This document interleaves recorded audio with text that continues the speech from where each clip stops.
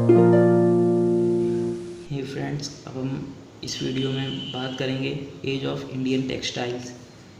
जब वर्ल्ड में एक्सपेंशन हो रहा था, इंडस्ट्रियल रेवोल्यूशन वर्ल्ड में ग्रो कर रहा था, तो उसी टाइम जो इंडियन टेक्सटाइल्स थे, जो उनके बारे में हम लोग डिस्कस करेंगे। तो जो मशीन्स थे उनकी एज से पहले, मतलब मशीन आने से पहले जो सिल्क, कॉटन था और अदर गुड्स थे, वो डोमिनेट कर रहे थे वर्ल्ड मार्केट में। डोमिनेट का मीन्स आप ये समझ सकते हैं कि वो वर्ल्ड में एक तरीके से लीडर के तौर पर उभर कर आ रहे थे। जो इंडियन टेक्सटाइल्स थे, सी पोर्ट्स थे। अब किसी भी चीज़ को अगर वर्ल्ड लेवल पर आपको एक्सपेंड करना है तो आपको ट्रांसपोर्टेशन काफ़ी अच्छा होना चाहिए। सो उसी लिए सी पोर्ट्स जो थे, सूरत में गुजरात का सी पोर्ट्स था जो कि कोस्ट से कनेक्ट करता था इंडिया को कनेक्ट करता था कोस्ट के through. Gulf and red sea port से कनेक्ट करता था। ये पोर्ट्स हो गया।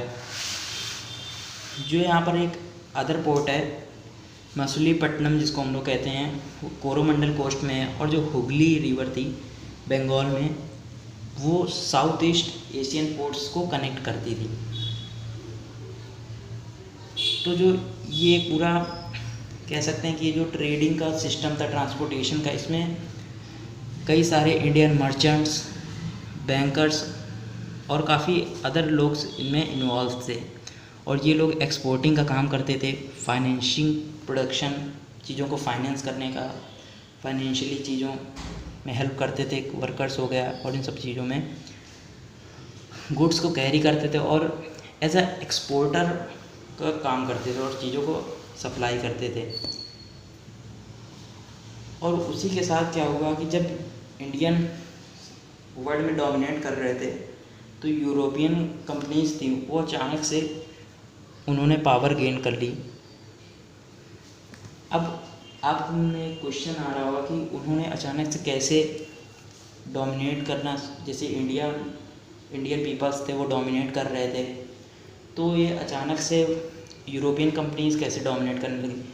तो उनका एक ये था कि अगर उनको कंसेशन, एक तरीके से छूट मिल रही थी, लोकल कोर्ट्स से छूट मिल रही थी, और एक मोनोपोली राइट्स टू ट्रेड हुआ था। मोनोपोली का मीन्स आप ये कह सकते हैं कि जैसे एकता, मतलब कि सारे लोगों के एक ही सोच, तो वो मोनोपोली राइट्स थे उनको ट्रेड के।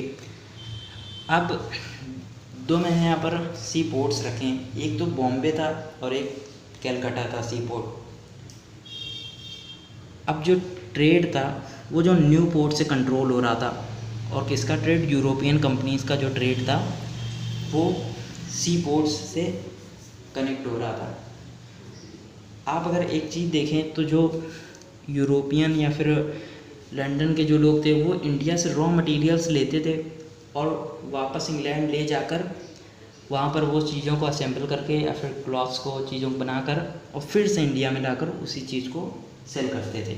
और जो इंडियंस थे वो भी उनको 2 टाइम्स नहीं आना जाना पड़ता था, वो लोग इधर से बनाते थे और इंग्लैंड और अदर कंट्रीज़ में, यूरोप की अदर कंट्रीज़ में सेल करते थे।